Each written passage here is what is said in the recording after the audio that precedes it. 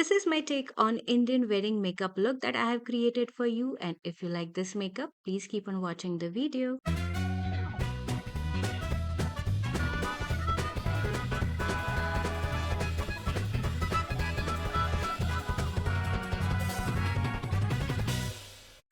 So I already wore my jewelry, I did my skincare, I'm ready for the makeup. So let's roll it. Indian weddings are so long, so you need to have a long lasting foundation. I have got one option from drugstore, which is NYX.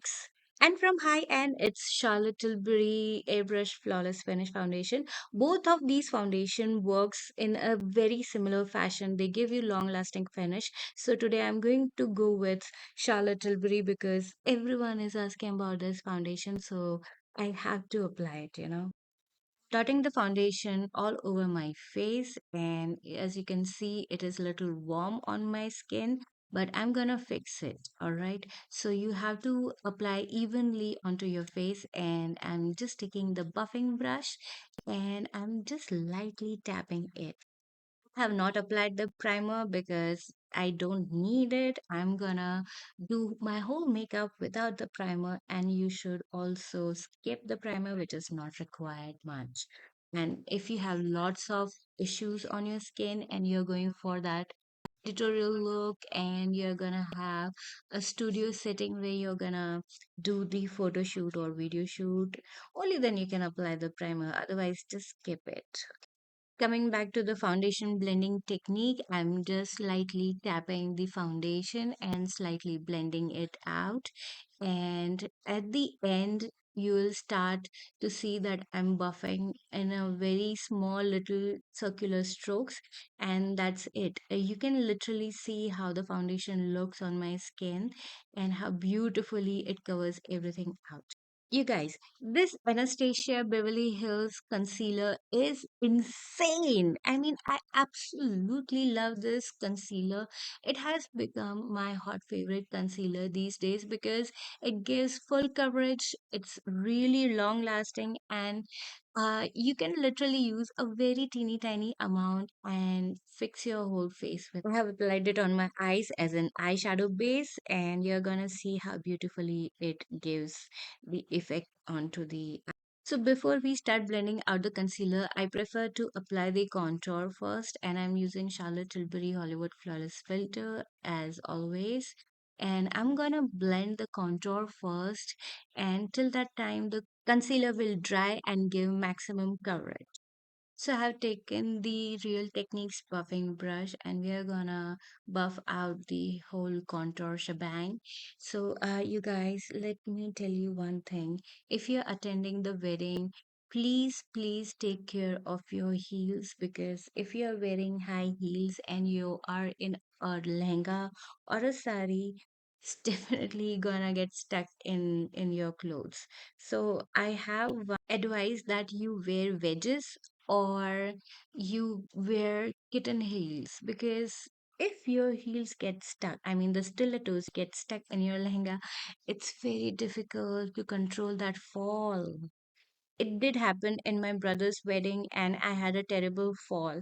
So I always make sure that others don't repeat that mistake that I did. Anyway, moving on to the makeup, I'm blending out the double chin, and you won't even know that I have double chin with that makeup technique. And now it's time to blend the concealer. I'm using small buffing brush, and now I can see that the concealer is little dry, and I'm just blending out all over my face, and you can literally see it's not looking that good while blending out, because we have to fix the final blending after we have completely blended the concealer out. Oh, by the way, did I tell you that this is my sister's lehenga? She didn't give me to wear it, she gave me for dry cleaning. And I thought, why not wear it first and then give it for dry cleaning? Okay, at this time I have completely lost my track. We were on to blending the concealer out, and now you can see that I am taking the foundation blending brush and blending everything out together. This is the most important step that I think that you should never skip it. because I don't like the demarcation of contour and concealer. You have to blend it out, everything. Whatever you see, just blend it out.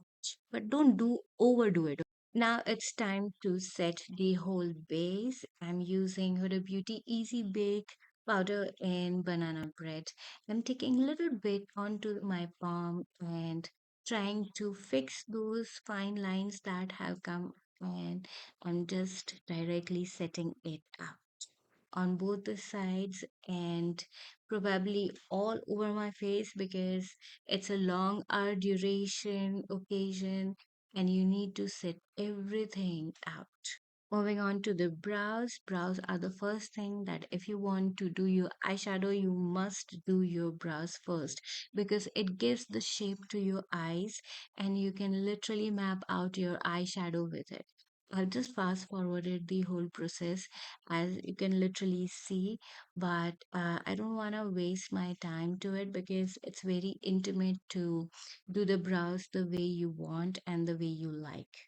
Moving on to the eyeshadow, I'm using Huda Beauty Desert Dusk palette. It's not available anywhere, but it is there with me.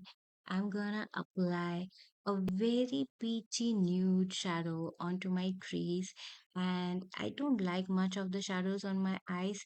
That's why I'm gonna just apply a little bit and then slowly build the color because I don't wear the eyelashes and I have very bulgy eyes, so I like to keep it very soft and minimal. So for the coloring part, I like to build up with little, you know, caution. So after applying in the crease area, I'm going towards the lower lashes. I'm applying the same peachy eyeshadow to my lower lashes so that the whole look seems cohesive. And this is how it looks. Now I'm moving towards the purple shadow and it has become little powdery. This shadow weren't that powdery when I bought them for the first time, but now it is little old. It has become very powdery.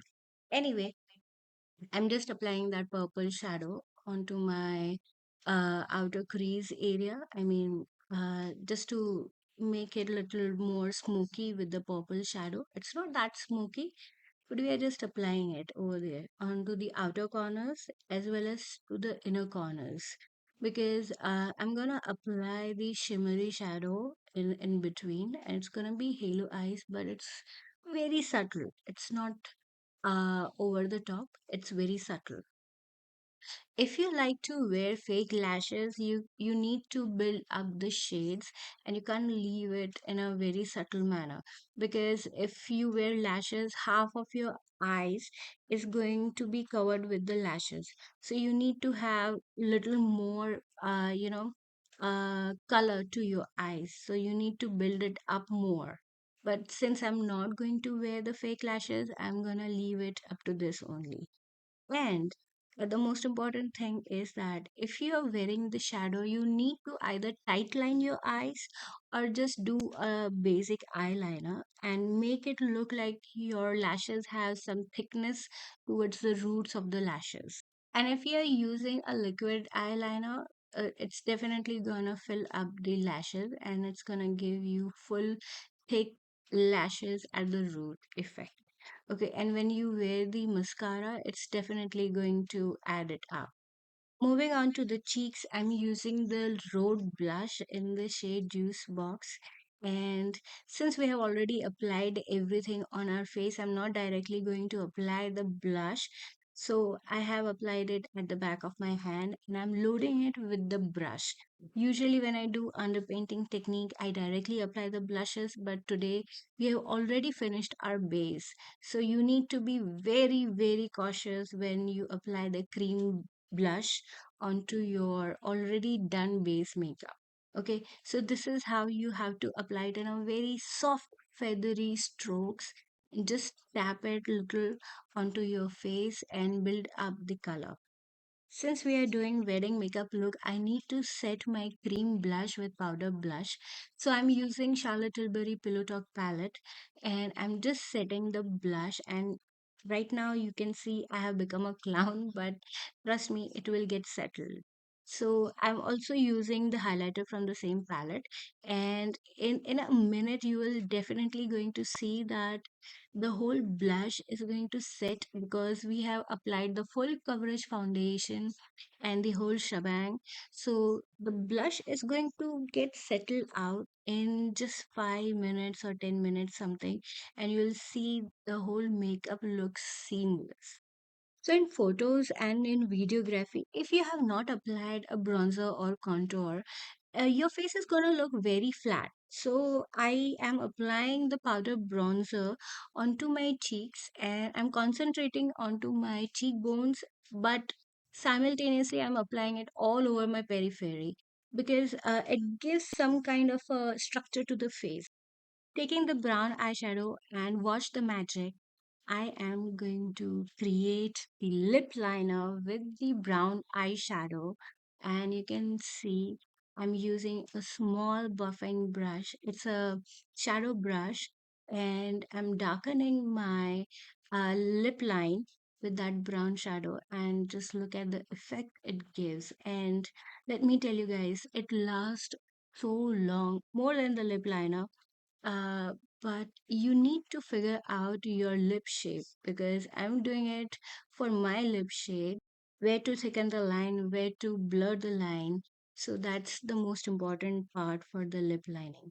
And I'm using the Lakme lipstick. It's a very old lipstick. I mean, 3, 4 years old lipstick. It's a mauvey, rosy undertone lipstick, and look how stunning my lips look. And this time, I didn't forget my mascara. I'm coating each and every lash by just moving my mascara wand in a rolling manner. And since I'm not applying the fake lashes, I need to be very precise with it. So the whole look is almost done. And now it's time to choose the bindi because bindi is gonna put the whole look together for the Indian attire. It's a wearing makeup look. So if you're not wearing the tikka, at least wear a bindi. Okay. Now the whole look is done. If you like this makeup look, please like, share, subscribe, and help me grow my channel. And I'll see you in my next video. Bye.